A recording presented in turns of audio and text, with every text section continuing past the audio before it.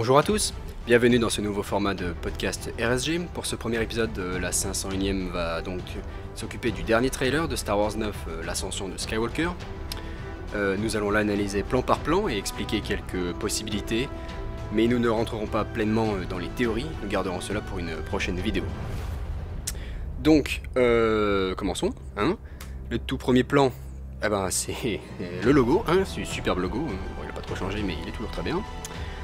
Donc, le premier véritable plan de ce nouveau trailer, on voit Rey courir dans une forêt.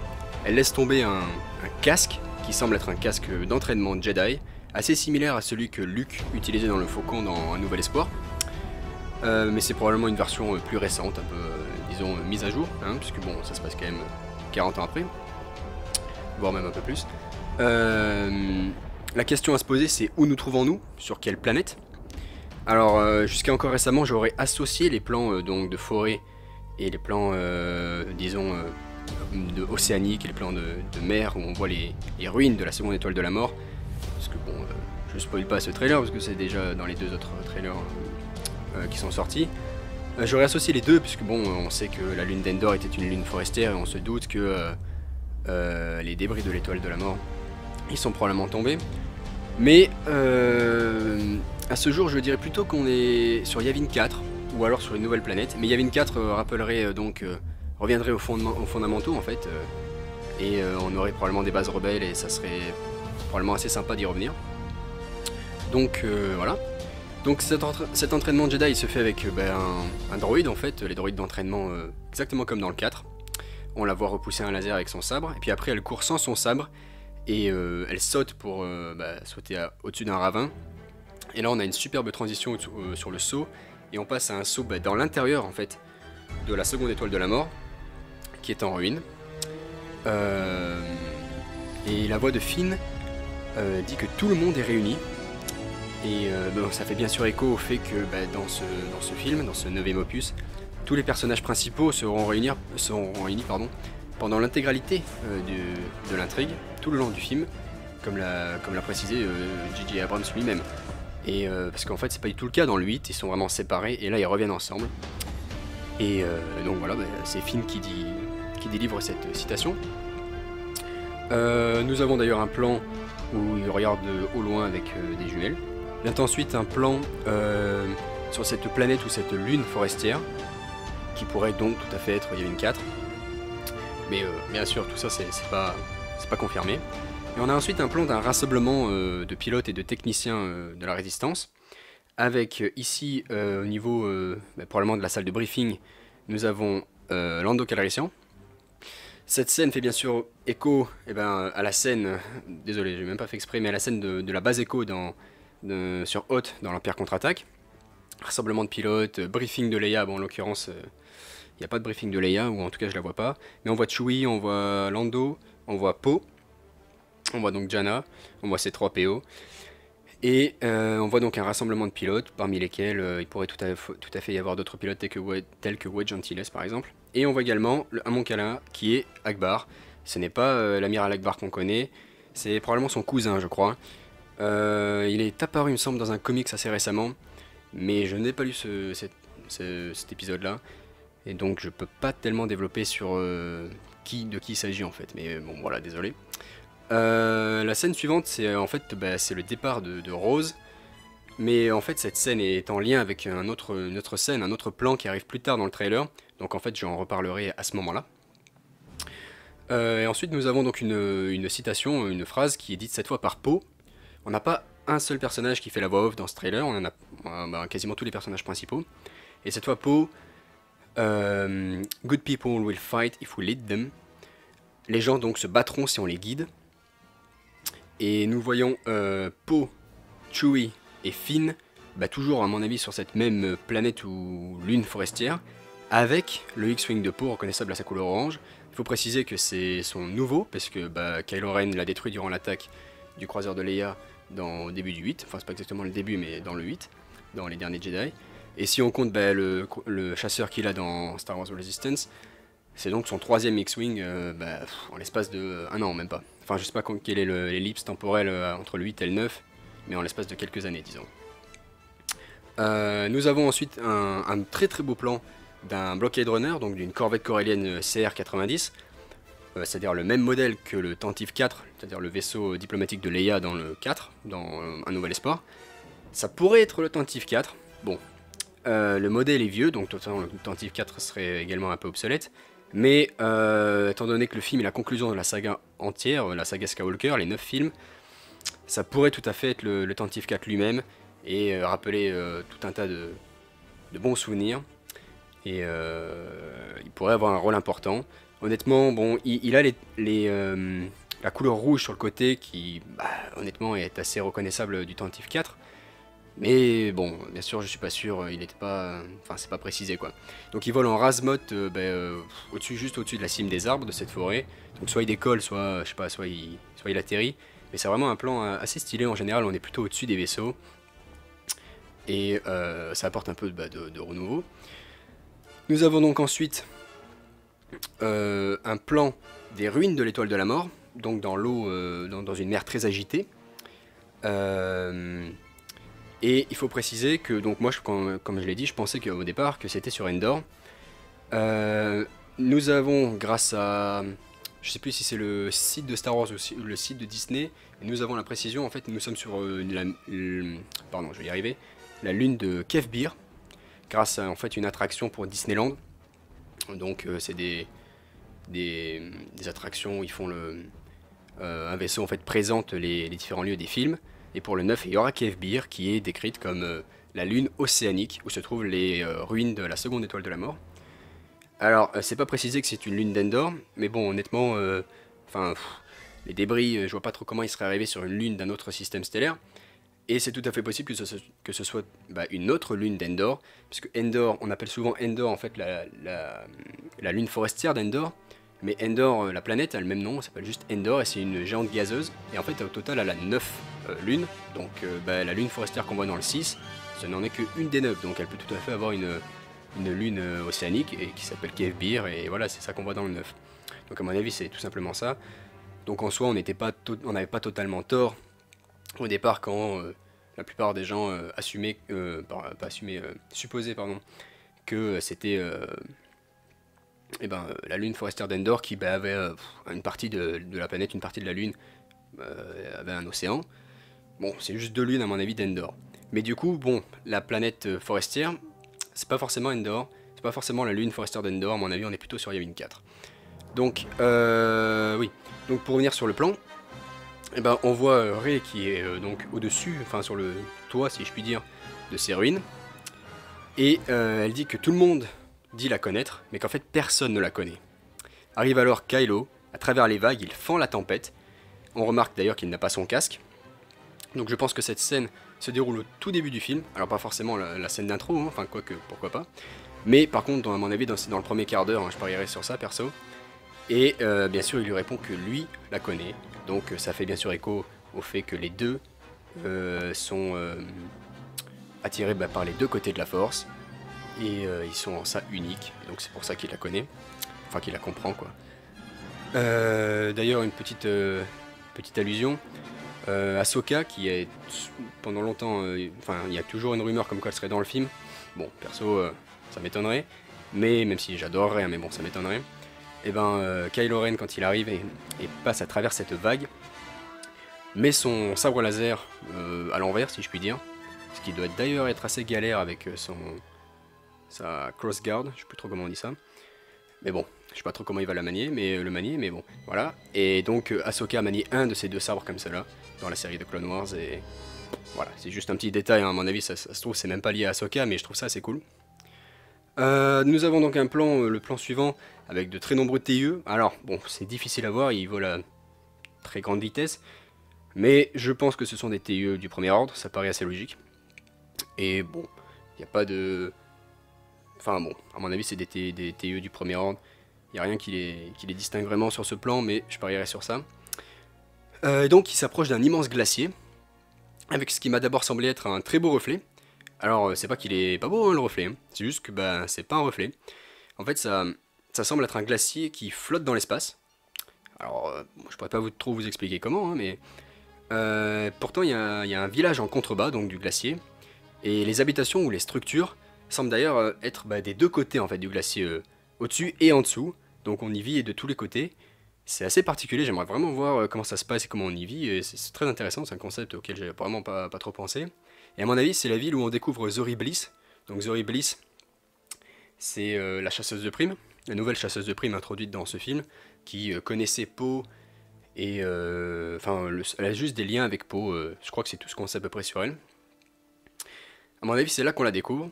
Et d'ailleurs, Zori Bliss, elle est relativement absente de ce trailer. On la voit que dans un plan, sauf si elle est dans un vaisseau.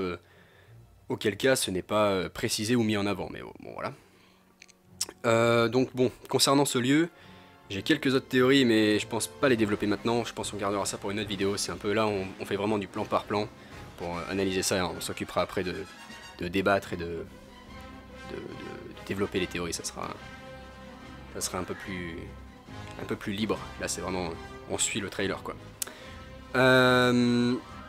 Donc nous avons ensuite un plan sur un trône qui d'ailleurs est vide, mais par contre il est très très menaçant. Ce trône est d'ailleurs inspiré d'un croquis qui a été fait pour le Retour du Jedi par Ralph McQuarrie, qui est, on va le dire, le dessinateur qui a le plus façonné le look visuel, disons, de l'univers Star Wars. Et bon, il y a des marques, on va dire, enfin honnêtement je sais pas ce que ça veut dire et je sais pas de quelle langue ou de quel style, à quel style ça se rapporte, mais à mon avis ça peut tout à fait rappeler des gravures Sith ou ce genre de style. Ça me rappelle également un peu l'ancien Empire Sith dans SWTOR. Alors pour ceux qui y ont joué, l'empereur avait également une salle du trône très sombre et assez terrifiante comme celle-ci. Bon, je crois qu'il fallait arriver au niveau 50, mais voilà, ça me rappelle un peu ça. Donc nous avons ensuite un Star Destroyer de l'Empire Galactique. Et si on veut être précis, c'est un Star Destroyer de classe 1, donc un ISD-1. Et donc c'est pas le premier ordre, ça n'a rien à voir. Enfin, rien à voir. Bien sûr, le premier ordre découle de l'Empire, mais je veux dire, c'est pas les mêmes croiseurs. Et d'ailleurs, à mon avis, dans ce film, ça n'aura vraiment rien à voir. Mais bon, j'y reviendrai plus tard. Donc il sort de terre dans ce lieu plein d'éclairs qui rappelle donc le plan de ces très nombreux Star Destroyers impériaux dans le second trailer de l'ascension de Skywalker qu'on avait vu, qui avait été diffusé pour la D23. Et donc, est-ce que c'est lié au glacier géant qu'on a vu précédemment? C'est tout à fait possible.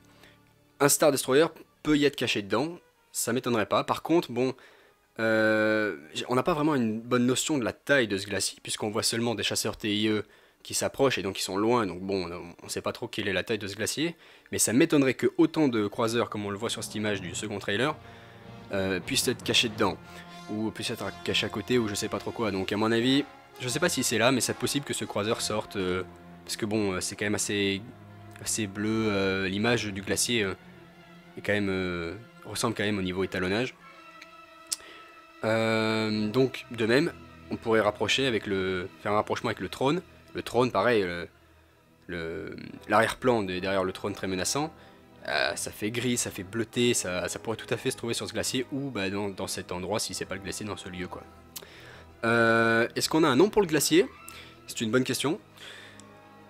Officiellement non, mais perso je pencherai pour Kajini. J'y reviens dans quelques instants pourquoi je dirais que c'est Kajini. C'est lié à Zori Bliss. Ensuite nous avons un superbe plan avec de très nombreux vaisseaux, croiseurs et chasseurs, cargo et de tout style en fait de la résistance. En fait toute l'armada, toute la flotte de la nouvelle résistance, disons. Nous avons plusieurs designs inconnus, donc les renforts qui sont mentionnés dans le 8 sont bel et bien arrivés. On a quelques designs Moncala, on voit un MC-75 sur la gauche. Le MC-75 c'est le croiseur qui est commandé par l'amiral Radius dans Rogue One lors de la bataille de Scarif. Et on a potentiellement, alors je suis pas sûr, un MC-80 en haut à droite.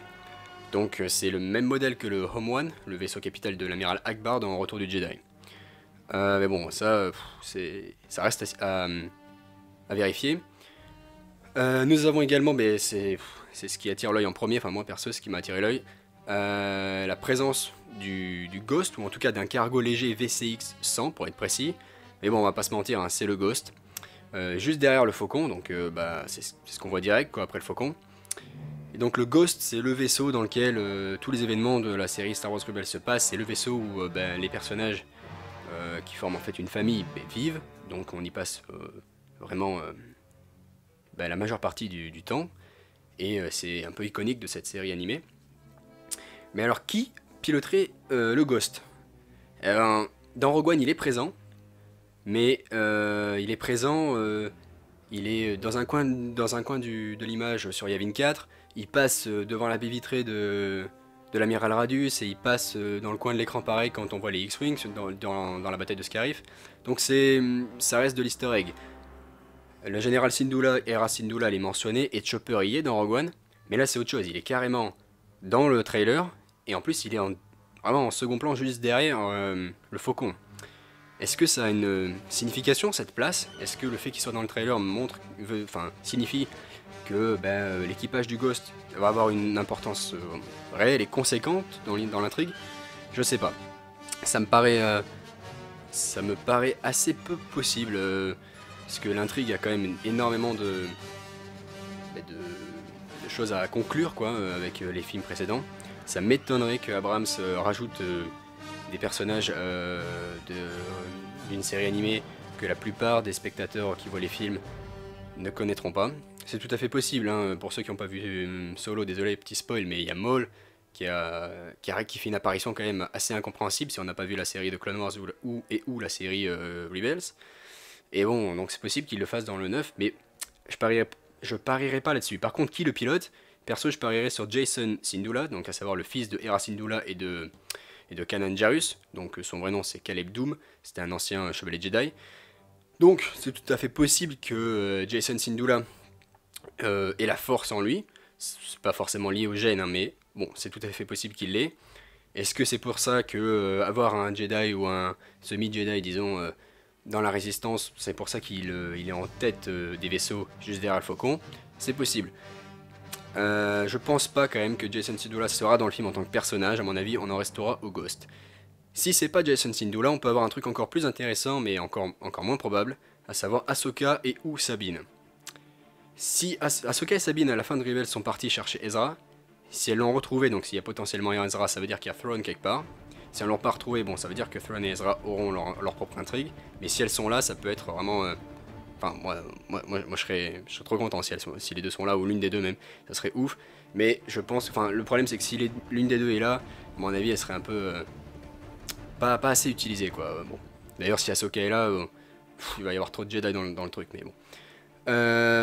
Quant au Faucon, bon, bien sûr, il est en premier plan et j'en ai pas parlé, mais voilà. Si on zoome, on peut voir que c'est Lando et Chewie qui sont aux commandes, et on peut également voir le changement une nouvelle fois de parabole. Donc dans le 7 on était passé à une parabole rectangulaire, après la perte de la parabole, c'est quoi, c'est dans les couloirs si je puis dire, enfin quand il passe à l'intérieur pour détruire la seconde étoile de la mort au-dessus de Endor, il perd sa parabole, donc dans le 7 il en a une nouvelle, et dans le 8 il la repère, sur Crate je crois, donc là il en a encore une nouvelle, et on revient au format, au design circulaire. Bon, donc comme vous le voyez, j'ai mis quelques modèles. On voit d'ailleurs un U-Wing, très intéressant. On voit des croiseurs Hammerhead, on voit une frégate Nebulon B, bon, tout un tas de trucs. Je rentrerai pas dans le détail, moi j'aime bien, mais bon, c'est assez précis. Et si vous voulez chercher plus loin, je vous mettrai dans la description un lien d'un post Twitter de Admiral Nick 22 qui s'est amusé à les lister tous, enfin, ou en tout cas le plus possible. Après nous avons une phrase de Sidious, ou en tout cas de Palpatine, voilà, on verra, qui est You're coming together. Donc il parle bien sûr de Rey et de Kylo.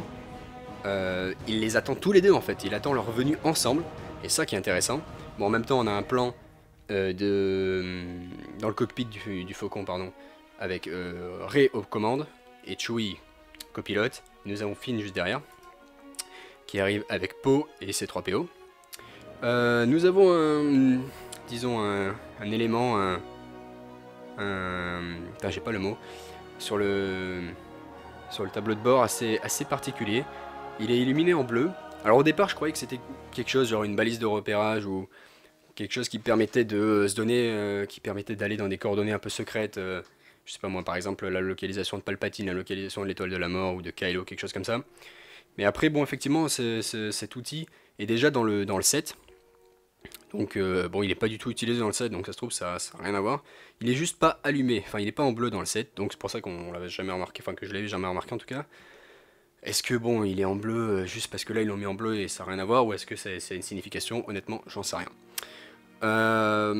Donc, nous avons ensuite un duel entre Rey et Kylo sur les ruines donc, de l'étoile de la mort. Nous avons donc des immenses vagues en arrière-plan. Enfin, ça, à mon avis, ce duel va vraiment être très impressionnant. Mais du coup, comme je l'ai dit, à mon avis, ce duel n'est pas le duel final. Hein. Le duel final sera, à mon avis, face à Palpatine. D'ailleurs, à mon avis, ce ne sera pas un duel, mais bon.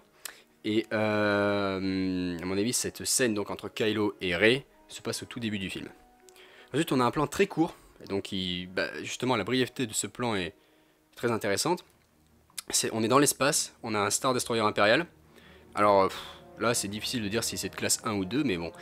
Et on peut supposer qu'en fait, il s'agit de l'un des Star Destroyers impériaux qui était équipé de ces immenses canons ventraux que l'on discernait dans le second trailer, et que l'on voit beaucoup mieux à la fin de ce nouveau trailer. J'y viens dans quelques minutes.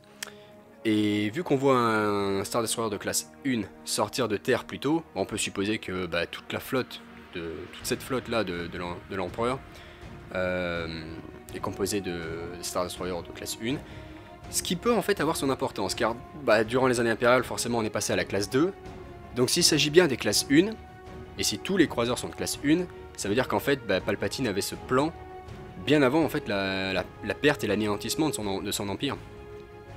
Est-ce que du coup ça serait lié à l'opération Cendre, qu'on voit dans la campagne de Battlefront 2, enfin du nouveau Battlefront 2, ça reste à voir, ça reste à creuser. Moi je verrais bien un lien avec ça, mais je sais pas si le film mentionnera cette opération. C'est quand même assez... c'est lié au jeu, les films n'en ont absolument pas parlé, mais ça serait intéressant. Et du coup justement, ce plan est très très bref, et à mon avis la brièveté de ce plan, ça peut supposer que l'explosion, elle est importante, ou en tout cas c'est quelque chose de connu pour les fans et les spectateurs, explose. Alors honnêtement on dirait comme l'explosion d'une planète. Perso, je serais pas trop fan pour encore une planète qui explose. Mais bon. De toute façon, les canons ventraux, à mon avis, toute la flotte, ça doit probablement faire la puissance du tir de l'étoile de la mort. Donc c'est probable qu'on voit une lune, une planète exploser ou quelque chose comme ça. Hein. Bon, sur le principe, encore une planète qui explose, je suis pas forcément fan. On verra comment ça arrive dans le contexte. Mais bon, voilà. Juste sur ce plan-là, c'est pas... Je suis pas trop fou de ce plan. Ensuite, on a un plan... c'est quoi? C'est un speeder qui vole juste au-dessus des vagues, en approche des ruines de la seconde étoile de la mort. Il semble qu'il y ait que Rey qui pilote ce speeder. Et donc, oui, j'ai oublié de dire, Palpatine finit sa phrase, donc, le fait que votre venue ensemble, en fait, Kylo et Rey, ça sera votre perte. Donc en fait, ce qu'il veut, c'est les attirer tous les deux ensemble à lui. On verra peut-être plus tard pourquoi. Ensuite, on a toute une scène, en fait, enfin pas toute une scène, mais plusieurs plans à la suite sur ces 3 PO. Donc on voit un nouveau petit alien. Pour être honnête, j'ai oublié son nom. Qui en fait modifie les circuits derrière la tête de ces 3 PO. Et il y a Rey, Poe, Finn et Zori Bliss qui le regardent. Rey a l'air assez inquiète. Et les personnages, à l'exception de Zori Bliss, portent des gros manteaux. Donc je pense qu'on peut se trouver sur le Grand Glacier justement. Et c'est du coup pour ça qu'en fait je supposais que le Grand Glacier pouvait être Kajini, puisqu'on savait déjà, grâce à je crois que c'était un article d'Empire Magazine, un truc comme ça, que Zori Bliss se trouvait sur Kajini. Et donc ça me paraît assez logique de porter des gros manteaux et des gants dans le cas de Poe lorsqu'on se pointe sur un iceberg, quoi. Bon, je fais pas ça tous les jours, hein, comme vous en doutez, mais ça me paraît assez logique. Donc, pour revenir à 3PO, il dit qu'il regarde une dernière fois ses amis. R2 est bien présent à côté, hein, et ce sont les adieux de ces 3PO. Alors il va pas mourir à mon avis, hein. C'est juste, à mon avis c'est juste, c'est une reprogrammation du droïde. Pourquoi faire? Pour lui introduire un nouveau type de programmation, genre je sais pas moi, un droïde de combat, ou simplement pour le faire passer pour un ancien droïde en relation avec les Sith peut-être. Je sais pas trop, en tout cas c'est sûr que c'est en relation avec ce plan du premier trailer où il a les yeux rouges. À mon avis, les yeux rouges, bien sûr, ça arrive après la reprogrammation. Et peut-être qu'il, je sais pas, il y aura un lien avec le fait qu'il porte des armes dans le trailer ou je sais pas trop quoi. Et on note également la présence d'un droïde séparatiste B1, donc de la Fédération du Commerce, juste derrière. Alors, est-ce que c'est un indice sur cette reprogrammation, ce que ça veut dire, ou est-ce que c'est simplement un easter egg? Ça reste à voir, et je sais pas du tout. À mon avis, ça reste un easter egg, je doute. Ça serait cool de voir une révolte, enfin en tout cas une armée de la résistance qui maîtrise les droïdes. Ça serait un... ça serait un bon rappel, puisque les séparatistes en soi c'est la résistance, hein, c'est la rébellion. Ça serait sympa, mais je pense que c'est juste là pour dire qu'on est dans un atelier de droïdes ou quelque chose comme ça. Nous avons donc ensuite le plan d'un abordage d'un Star Destroyer, ou je sais pas, d'une station en tout cas du Premier Ordre, à mon avis c'est un Star Destroyer. Nous avons Poe, Finn et Chewie, qui tuent donc 3 Stormtroopers du Premier Ordre, mais ce sont des Stormtroopers classiques, il faut bien préciser, et pas les Sith Troopers qui ont été, on va dire, très médiatisés.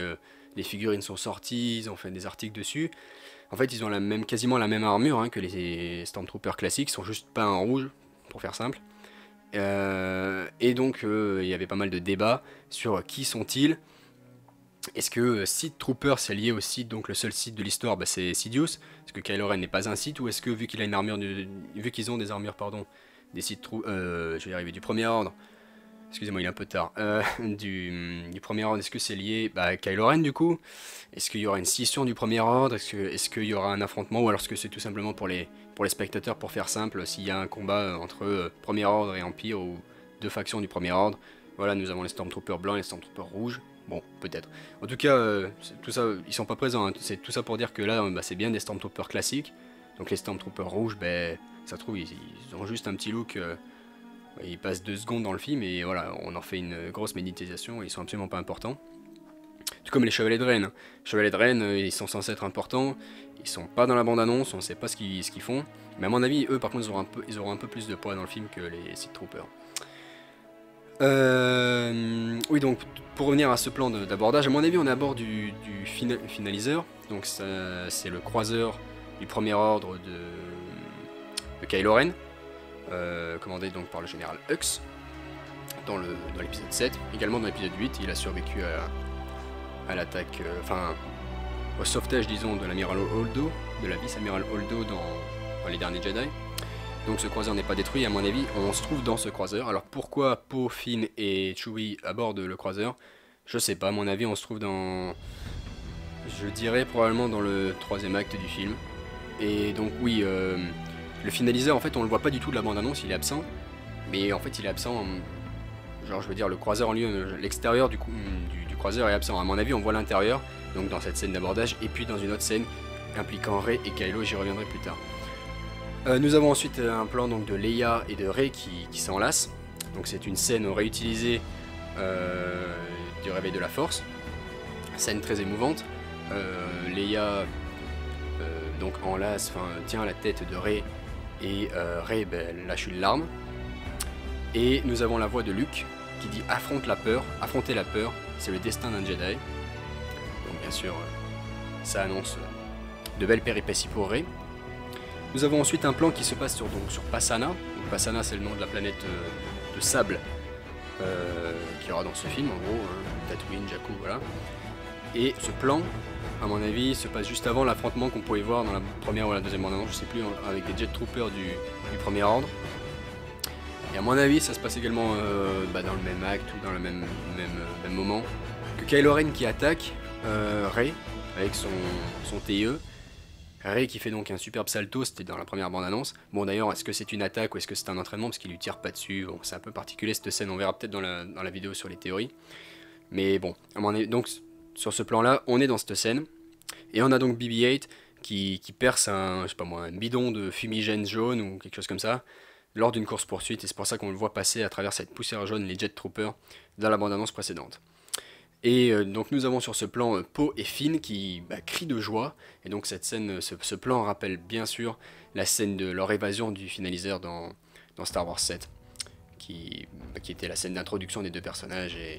Enfin pas la scène d'introduction de chacun, mais ils se rencontraient quoi. Et c'était une scène, vraiment une des meilleures scènes du film. Ensuite nous avons un plan très court sur Lando et Chewie qui pareil montre toute leur joie à mon avis, de retrouver le Faucon en action. Mais c'est un plan très court, pas grand chose à dire non plus sur ce plan. Ensuite nous avons donc à mon avis la bataille spatiale, la bataille finale du film, qui d'ailleurs pour être plus précis, c'est une bataille qui implique bien des chasseurs et des croiseurs, mais qui se déroule pas dans l'espace. Donc sur ce plan, on voit un Y-Wing qui tire sur ce fameux canon ventral placé sous la coque des croiseurs impériaux, donc à mon avis ce sont des croiseurs de classe 1, on le voit à la tour. Et donc la question, donc on se trouve donc dans ce ciel très gris, donc où est-ce que ça se passe? À mon avis tout ça c'est dans la question du lieu où est-ce qu'est le fameux trône et d'où sortent les fameux croiseurs. Bon, est-ce que c'est sur Kejini? Là pour le coup je suis pas sûr, mais en tout cas la bataille finale ne se déroulera pas dans l'espace, dans le ciel d'un lieu mystérieux on va dire. Et donc qui pilote cet Y-Wing? Et pour être honnête, la première fois que j'ai vu le trailer, j'ai cru que c'était Wedge Antilles.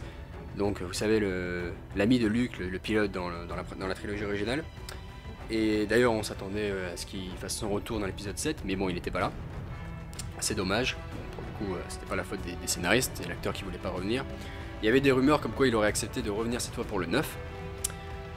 Donc c'est pour ça qu'en voyant un Y-Wing tout seul qui fait un acte assez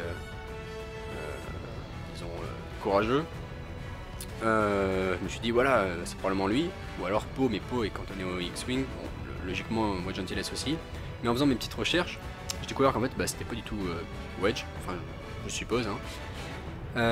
Il se trouve que ça serait probablement Zorii Bliss. Alors pourquoi Zorii Bliss? Parce que tout simplement son set Lego, la boîte Lego pour le personnage de Zorii Bliss va avec un Y-Wing à construire en fait. Donc je vois pas trop de raisons pourquoi mettrait un Y-Wing à une chasseuse de primes qui aurait, je sais pas moi, son propre vaisseau ou qui ne monte pas dans un seul Y-Wing de tout le film. Donc ça me paraît assez logique que ça soit Zorii Bliss. Mais bon, ça peut tout à fait être Wedge ou n'importe quel autre pilote, ça se trouve un gars qu'on connaît pas. Hein. Mais je parierais sur Zorii Bliss. Donc nous avons ensuite un plan de Finn, Jannah et tout un tas de soldats qui chevauchent donc ces fameux Orbax sur la coque donc d'un Star Destroyer impérial. Pour revenir vite fait sur Jannah, je crois que je l'ai pas précisé. Donc Jannah c'est le personnage joué par Naomi Ackie. Et au départ, quand on a su que Naomi Ackie jouerait dans cet opus, on s'est dit, voilà, elle fait partie de la résistance, elle fait partie des renforts apportés à la résistance, tout comme en fait Lando, donc c'est probablement sa fille. Ça apporterait un développement supplémentaire au personnage qui justement ne s'est jamais posé en fait, Lando. Mais finalement pas du tout, c'est une combattante pour la liberté qui vient donc en tout cas qui opère sur la lune de Kefbir, donc la lune océanique où se trouvent les ruines de l'étoile de la mort, et donc formée du coup à se battre en chevauchant ces fameux Orbax, en gros des chevaux quoi. Et donc voilà, ça c'était un petit aparté sur qui est Jannah, ou Jaina, encore une fois je sais pas. Et nous voyons également la présence de BB-8. Alors la question, c'est où est Poe? Parce que Poe, BB-8 c'est son droïde, donc où est Poe? Ouais, est-ce qu'il aurait, je sais pas moi, péri dans la bataille ou dans une bataille précédente, avant la bataille finale, parce que bon, je suppose que c'est la bataille finale ça. On se pose la question. Parce que bon, ok, on voit pas Kylo, on voit pas Rey, mais on peut supposer qu'ils sont sur la planète ou dans ce lieu mystérieux, qu'ils sont en train d'affronter Sidious par exemple. Mais Poe, ça fait moins de sens. Il devrait logiquement être avec les autres, et en tout cas être avec son droïde. Bon alors, je sais bien que je chipote un peu, mais c'est tout à fait possible qu'il soit, je sais pas moi, dans son X-Wing avec un autre droïde. Hein. Mais c'est peut-être sacrifié, je dis ça, je dis rien. Hein. Bon, voilà, on verra bien. Pour ça, j'ai aucune preuve, hein, c'est spéculation complète. Hein. Donc pour revenir sur le plan, cette scène, à mon avis, est liée donc à la scène où l'on voit Rose partir je sais pas moi, d'un hangar. Et on voit justement c'est des soldats et ces fameux Orbax embarqués dans un convoi, on va dire ça, on va dire un cargo. Et à mon avis c'est la scène donc où Rose part, où Rose est retenue donc bon elle n'est pas retenue mais deux soldats lui parlent. Et à mon avis cette scène se passe juste avant le débarquement des Orbax sur la coque du Star Destroyer. Ces deux soldats d'ailleurs c'est pas du tout des soldats. L'un c'est le nouveau personnage joué par Dominic Monaghan. Alors je sais pas quel est son grade et je sais pas trop qui il est. Par contre l'autre, elle est jouée par Billie Lourd, donc c'est à savoir la fille de Carrie Fisher. Et elle est présente hein, dans les deux autres films, 7 et 8. Et son personnage c'est le lieutenant Connix. Alors je crois que c'est lieutenant aux transmissions, un truc comme ça. Donc nous avons ensuite un très beau plan. Magnifique plan donc de Kylo et de Rey dans la salle du trône de la seconde étoile de la mort, donc là où Luke et Vador se sont battus devant l'empereur dans le 6. On note d'ailleurs que Kylo n'a pas son sabre allumé contrairement à Rey. Alors bon, est-ce que c'est avant le duel? Ça reste à voir. Est-ce qu'ils sont en train de discuter pour s'allier? Je sais pas. Nous voyons dans le plan suivant que Finn court sur les ruines de l'étoile de la mort. Il crie Rey, probablement pour l'avertir d'un danger imminent, comme je sais pas moi, par exemple l'arrivée de Kylo. Et on voit également Jannah juste derrière lui, qui du coup, bon, ça fait assez sens, puisque comme je l'ai dit, c'est une combattante de la liberté qui vient ou qui opère sur Kiev Bir. Donc bon, ça paraît normal qu'elle les accompagne. Le plan suivant est beaucoup plus intriguant. Nous avons Rey et Kylo qui coupent, ou en tout cas cassent, un hôtel où se trouverait, on suppose, c'est ce qui me semble en tout cas voir, le masque de Vador. Alors, où est-ce qu'on se trouve? Un truc intéressant, ça serait le château de Vador sur Mustafar, ça serait vraiment ultra cool. Mais bon, perso, je pense pas qu'on se trouve sur Mustafar. Déjà, ça ressemble pas du tout au style du château de Vador. Et à mon avis, ça ferait perdre pas mal de temps à l'intrigue d'aller sur Mustafar, de revenir sur le château. Bon, ça serait intéressant, mais à mon avis, il n'y a pas le temps. Ça ressemble plutôt à une salle équipée, je sais pas moi, par l'armée impériale ou par le Premier Ordre. Donc je parierais plutôt sur une scène, une scène qui se déroule dans une pièce des quartiers personnels de Kylo sur le finaliseur, par exemple. Je rappelle que c'est le nom du croiseur du général Hux. Je crois que je l'avais pas dit avant, ou si je l'avais dit, bon, bah, je me répète. Et Hux, qui n'est d'ailleurs pas présent dans aucun des trailers, hein, je crois, jusqu'ici, dans aucun des trois. Est-ce que ça signifie que sa place dans le film sera amoindrie par rapport au 8? C'est tout à fait possible, car l'intrigue du film est déjà très chargée, et c'est peut-être pas nécessairement l'élément le plus important. Donc bon, à mon avis, on se trouve sur le finaliseur. Donc il casse cet hôtel, et on voit que Rey a une dague à la main, c'est une dague Sith. Effectivement, quand le trailer est sorti, de nombreuses personnes ont dit que c'était probablement la dague de Mortis. Alors Mortis, c'est le nom d'un vortex de la Force. Bon, il y a tout un arc dans la série Clone Wars. Je vais pas raconter tout l'arc, mais en gros, il y a une dague, et portée par le fils, je crois. Et il se trouve que c'est pas du tout la même, hein. Elle est bien plus grande, elle n'a pas le même design.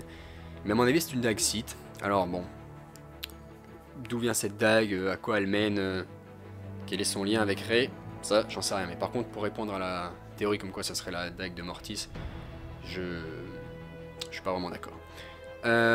Donc nous avons un plan sur Finn et Poe. Donc je dirais qu'on est ici sur Pasaana. Bon, j'ai pas grand chose à dire sur ce plan. Pasaana, c'est la planète de sable donc. Ensuite on a un nouveau plan sur cette bataille un peu finale, je pense. Donc les Urbaks courent sur la coque. Alors le Star Destroyer semble très très long. Donc ça fait penser à quoi? Ça fait penser à un Super Star Destroyer par exemple de classe Executor. Nous avons par exemple l'Eclipse, qui est le nom du Super Star Destroyer personnel de Palpatine. Mais en fait, en y repensant, on voit jamais un Star Destroyer même classique comparé à la taille humaine, ou bon, la taille d'Urbak c'est similaire. On y arrive toujours en vaisseau. Donc ça se trouve, ça peut tout à fait être un Star Destroyer tout à fait normal, hein, puisqu'on voit la tour au bout, donc on sait que c'est un Star Destroyer impérial. Et d'ailleurs tous les autres à côté sont des Star Destroyer impériaux. Donc bon voilà, je sais pas trop quel Star Destroyer c'est, mais ce qui est intéressant, c'est plutôt en fait qui tire sur qui. Déjà les tourelles, bon, ça serait pas très logique que les tourelles tirent sur le propre Star Destroyer, mais n'attaquent absolument pas les Urbaks et les soldats de la résistance. De même, elles semblent pas, je sais pas moi, tirer sur le X-Wing et le B-Wing qui passent. Et ils suivent, en fait, ils semblent suivre des TIE. Alors je me souviens plus quel est le nom de ce modèle de TIE. Ce sont des TIE du Premier Ordre.